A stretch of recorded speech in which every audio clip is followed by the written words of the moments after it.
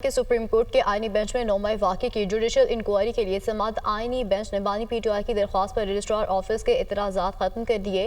आईनी बेंच का बानी पीटीआई की दरख्वास्त को नंबर लगाकर समाअत के लिए मुकर्रर करने का हुक्म जारी कर दिया गया।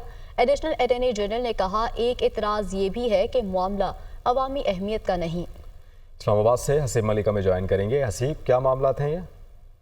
देखिए, ये 9 मई वाक़े की जुडिशल इंक्वायरी के लिए बानी पीटीआई की दरख्वास्त थी, जिसके ऊपर आईनी बेंच ने समाअत की है और आईनी बेंच ने बानी पीटीआई की दरख्वास्त पर रजिस्ट्रार ऑफिस के एतराज़ात को ख़त्म कर दिया है और बाकायदा तौर पे दरख्वास्त को नंबर लगाकर समाअत के लिए मुकर्रर करने का हुक्म दिया है।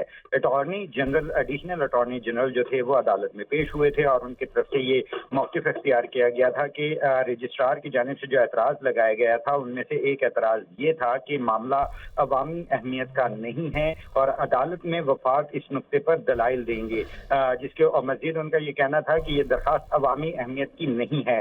जिसके बाद अदालत ने जो है बाकायदा तौर पर 9 मई के जुडिशल तहकीकात की दरख्वास्त बाज़ाब्ता तौर पर समाअत के लिए मंजूर कर ली है और बानी पीटीआई की जानिब से हामिद खान जो वकील हैं वो अदालत में पेश हुए थे और उनकी तरफ से ये मौक़िफ़ इख्तियार किया गया था। हसीब, आप हमें इस मामले पर अपडेट कर रहे थे, आपका बहुत शुक्रिया।